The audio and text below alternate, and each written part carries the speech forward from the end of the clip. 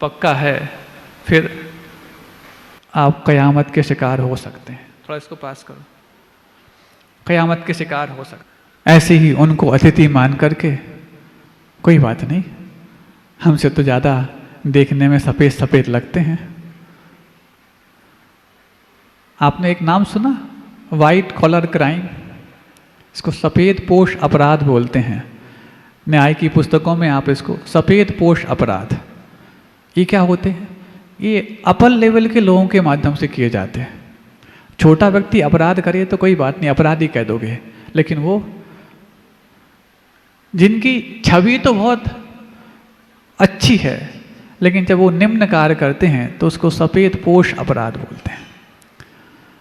तो ऐसे ही वो सफ़ेद सफ़ेद आए, उनको देख करके हाँ तीव्र पुण्यशाली हैं, लेकिन किसी का पुण्य तुम्हारे पुण्य को बढ़ाने में मदद करे तब तो उसका पुण्यशाली होना सार्थक है। और किसी का पुण्य तुम्हारे ही पुण्य को घटाने लग जाए तो काहे के पुण्यशाली। इससे तो वो हीन पुण्य वाले अच्छे, जो हम जैसे हीन पुण्य को बढ़ाने के लिए मदद करने लग जाए। इसलिए कई बार कहना पड़ता, पुण्यहीन होना इतना खतरनाक नहीं जितना कि धर्महीन होना है। और बस अंग्रेज जो आए वो पुण्यवान तो थे लेकिन धर्महीन थे, और हम लोग भले ही पुण्यहीन थे लेकिन धर्मवान थे। पुण्यहीन धर्मवान होकर के एक दिन अपने आप को पुण्यवान बना देगा, लेकिन यदि पुण्यवान धर्महीन हो गया तो पुण्यहीन होने में देर नहीं लगेगी। आप लोग सुन रहे हैं? आप लोग सो रहे हैं? अच्छा, मतलब सोच के बोल रहे हैं कि क्या बोलना है। बहुत अच्छा, क्योंकि आप लोग के ऊपर छत्र चलते रहते ना। अंग्रेजों के समय तो छत्र कौन चलाता था? बाहर एक बैठा रहता था, हाँ, एक खसटाटी सींचता, एक ले रहा बाहर, ऐसा आप गाते ना। हाँ, कूलर की व्यवस्था भी मैनुअल होती थी और पंखे की व्यवस्था भी मैनुअल होती थी। अब तो सब मैकेनिकल है, ना कोई बाहर खींचने वाला बैठा है, ना बाहर कोई सींचने वाला बैठा है जिससे अंदर ठंडक आए। अब तो सब ऑटोमेटिक है महाराज, सब ऑटोमेटिक है। जन्म भी ऑटोमेटिक है, जीवन भी ऑटोमेटिक है, और मरण भी, बोलो ना महाराज, ऑटोमेटिक है।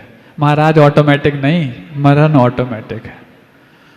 महाराज तो पुरुषार्थ से हैं और यहाँ तुम्हारे पुण्य से आए।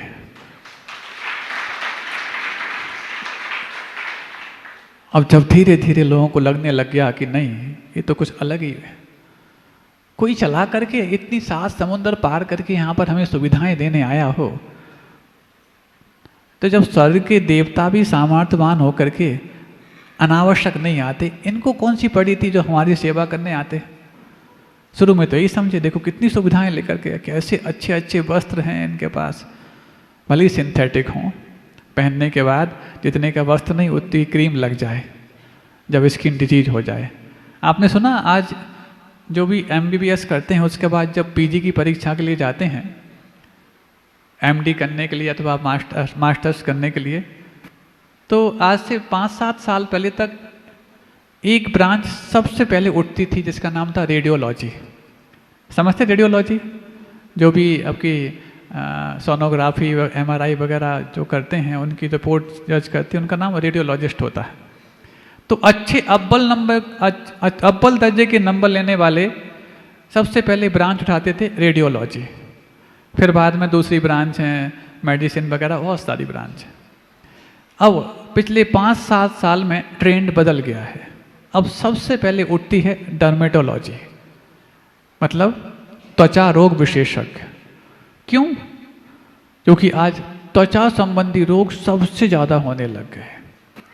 कई सारे कारण उसके पीछे हैं। एक कारण तो ये है प्रदूषण बहुत है, दूसरा ये है कॉस्मेटिक्स यूज आप ज़्यादा करते हैं, तीसरे जो वस्त्र आप पहनते हैं वो वस्त्र नहीं, वो तो सिर्फ आपके भीतर आपको रखने के लिए बाहर से जेल की तरह होते हैं। आपने नाम सुना होगा अंडमान निकोबार का, जहाँ पर काला पानी की सज़ा दी जाती थी। ये उस समय काला पानी था, अब तो लोग वहाँ टूर पे जाते हैं। जितना ज़्यादा टूरिज्म अंडमान निकोबार में फल फूल रहा है, उतना भारत में कहीं अन्य नहीं। लेकिन उस समय टूरिज्म नहीं था, उस समय तो काला पानी की सज़ा दे करके उनको वहाँ भेजा जा रहा था। सुन रहे हैं आप लोग? तो काला पानी की सज़ा दी जाती थी उस समय। काला पानी का मतलब पानी काला होता था ऐसा नहीं। तो काला पानी की सज़ा जो होती थी वो कोई पानी काला नहीं होता था। काला पानी की सज़ा में कई प्रकार की यातनाएं दी जाती थी। और एक यातना का तरीका ये था, कैदी या अपराधी जो है, जो अपराध कोई बहुत बड़ा नहीं, स्वतंत्रता संग्राम में वो कूद पड़ा है, इतना ही उसका अपराध होता था। और जब ही वो अपने आप में नेता बनने का प्रयास करता तो उसको सीधा अंडमान निकोबार भेज दिया जाता। सजाएं कौन कौन सी होती, बहुत प्रकार की होती। उसमें से एक हम बताना चाह रहे हैं जो अभी प्रासंगिक है, कि व्यक्ति के शरीर पर मोम का लेप कर दिया जाता। पिघला हुआ मोम है, लेप कर दो। लेप करने में ज़्यादा कोई तकलीफ नहीं होती। और बस उसको फिर एक कमरे में बंद कर दिया और हाथ पैर उसके बांध दिए। अब क्या होगा, मोम से उसको पूरा शरीर को मोम से पोत दिया गया।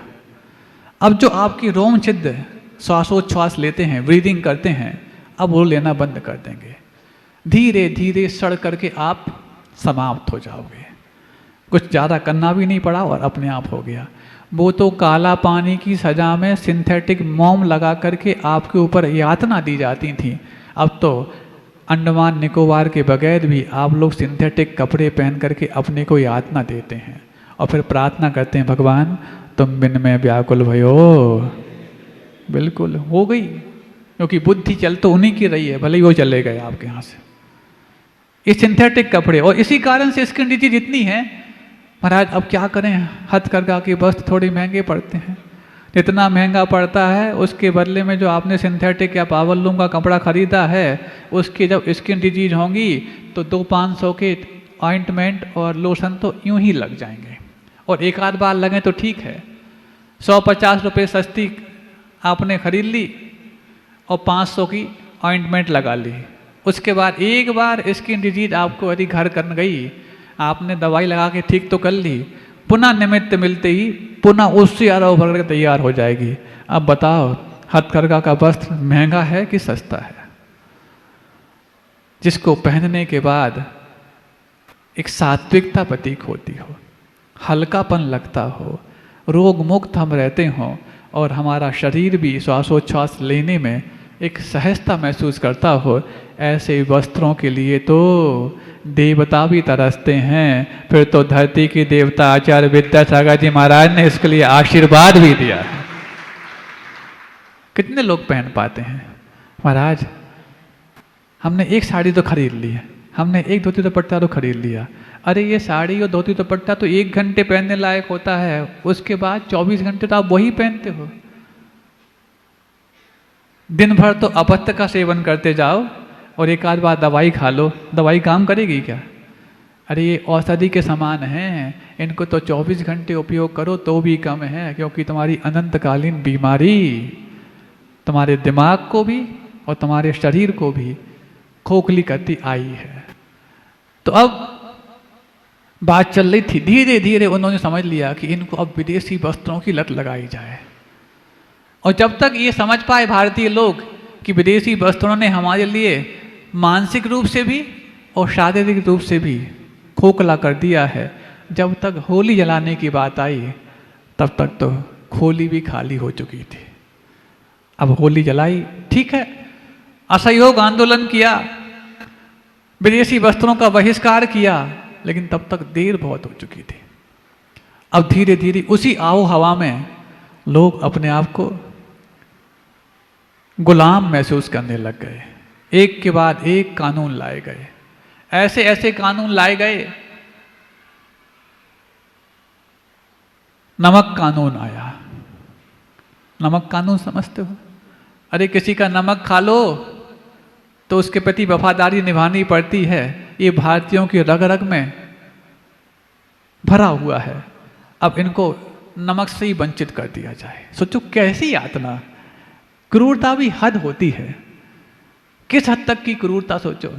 छोटा सा मात अपनी स्वाधीनता के लिए पुरुषार्थ करने वालों के प्रति पराधीनता का इतना बड़ा दंश कि क्रूरता भी दम तोड़ने लग जाए। ऐसा इतना होता तो फिर भी ठीक था, लेकिन एक के बाद एक ऐसी चीजें लाके थोपती गई जिससे अब भारतीय लोग समझने लग गए हम भारत में रह करके भी गुलाम हैं। अपने घर में रह के गुलामी का अनुभव कराना ये तो कोई अंग्रेजों से सीखे। उनने करा दिया कोई बात नहीं, लेकिन आप तो अपने घर में अपनी सत्ता होकर के भी गुलाम बने हो। सत्ता दूसरों की हो, घर तुम्हारा हो, फिर भी गुलामी समझ में आती है, लेकिन सत्ता तुम्हारी है, घर तुम्हारा है, गुलाम बने हो, ये बात समझ में नहीं आती। और फिर एक गुलामी ऐसी जिसकी चर्चा हमने 2 दिन पहले तो की थी, लेकिन बीच में 2 दिन कुछ दूसरे कार्य थे, नहीं आ पाई थी, जिसका नाम AI है, आर्टिफिशियल इंटेलिजेंस। अब जो जिन बच्चों को तुम पढ़ाई लिखाई करने के लिए बाहर भेजते हो, और चाहे वो JEE की हो, चाहे वो नीट की हो, नीट को फिर भी समझ में आता है। नीट कराने के बाद बच्चों के दिमाग में एक ही चीज भरते हो, बेटा MBBS करना, MD करना, DM करना, MCH करना, 10 साल तो कम से कम इसमें लगेंगे। और 10 साल पुराना डॉक्टर, पुराना नहीं बूढ़ा डॉक्टर होता है। इसके बाद फिर इसके लिए विवाह की तैयारी करेंगे। उस समय तक विवाह कौन, वो तो सब ठीक ठाक कर चुके होंगे, बस आपको सिर्फ आशीर्वाद देने के लिए रख रखा है, क्योंकि अब वृद्धाश्रम की आवश्यकता है ही नहीं। कई लोग मांग करते, बोले महाराज सब कुछ तो बनते हैं, जिनालय बनते, धर्मशाला बनती, यात्री निवास बनते, व्रती आश्रम भी बनते, अब महाराज वृद्धाश्रम की आवश्यकता है। हमने कहा बिल्कुल आवश्यकता नहीं है, सारे घर वृद्धाश्रम बच गए।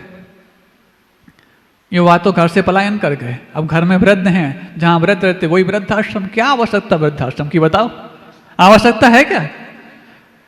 फिर भी तुम्हारा ये जो कस्बा है या शहर है छोटा सा, ये फिर भी पुण्यवान है कि यहाँ पर वृद्धों के साथ युवा और बच्चे भी रहते हैं। नहीं तो शहरों की हालत तो ऐसी है, कहीं भी चले जाए, हम कहाँ महाराष्ट्र तक होकर के आ गए, काफ़ी अंदर तक, वहाँ पर छोटे छोटे गांवों में भी क्योंकि जॉब करने की जो जिद सवार है, उससे छोटे छोटे गांव भी वृद्धाश्रम बन चुके हैं। शहरों को तो कहना ही क्या है।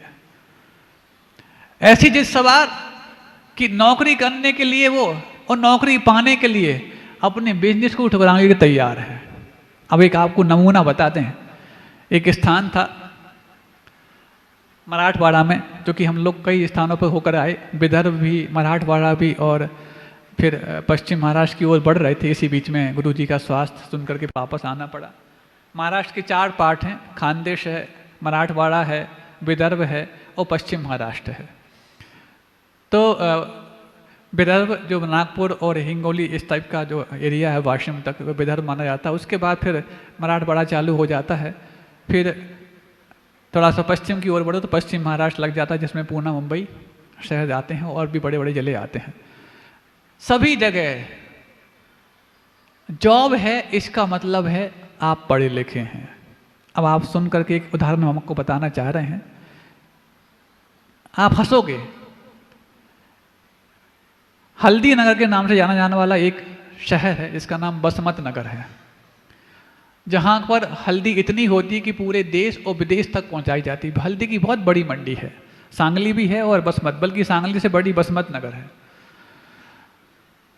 वहाँ एक ऐसा व्यापारी जिसके अंडर में लगभग 200-250 कर्मचारी काम करते होंगे, उस व्यापारी का इकलौता बेटा। अब 250 कर्मचारी उसके अंडर में काम कर रहे हैं तो दमखम कितनी होगी आप समझ सकते हैं ना। उसका इकलौता बेटा, और उसी के यहाँ एक मैनेजर है, उसका भी इकलौता बेटा। मैनेजर की पगार मुश्किल से 15-20 हज़ार रुपये होगी। उसका इकलौता बेटा अभी रोजगार ढूंढ रहा है।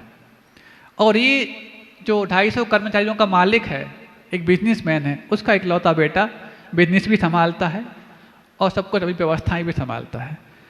उस बेटे की शादी होने में दिक्कत जा रही और मैनेजर की बेटी की शादी एक बार में हो गई, क्योंकि वो जॉब करने वाले का बेटा है। अब बताओ, जिसके यहाँ जॉब किया जा रहा है उसके बेटे, इकलौते बेटे की शादी में दिक्कत क्यों? बिजनेसमैन है। ऐसा वहाँ बुखार सवार है सबके ऊपर। तुम लोग फिर भी ठीक हो कि पढ़ लिखने के बावजूद भी थोड़ा बहुत घर के लिए लौट कर आने की संभावना बनी रहती है। अब सोचो, अब हम जिंतूर में, अब बात आ गई, अच्छाइयाँ तो कब बताई हैं, लेकिन चूंकि पूरे महाराष्ट्र के हालात ऐसे हैं, एक बच्चे से पूछा क्यों, क्या करते हो? हमारा बैंक में मैनेजर हैं। अच्छा, बैंक मैनेजर हो? अच्छा, कौन से बैंक में? कोई नाम बताया? प्राइवेट बैंक था। कितनी पगार मिलती है? 9,000 रुपये महीने।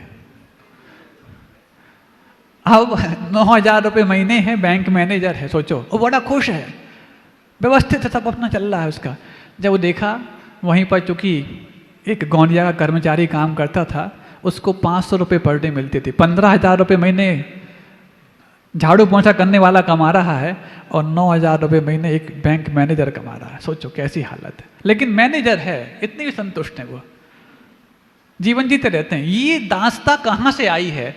ये नौकरी करने की जिद हमारे अंदर कहाँ से पैदा हुई? क्योंकि उत्तम खेती, मध्यम व्यापार और जघन्य चाकरी, ये तो सूत्र हमारे आगम में भी थे और हमारी फितरत में भी थे।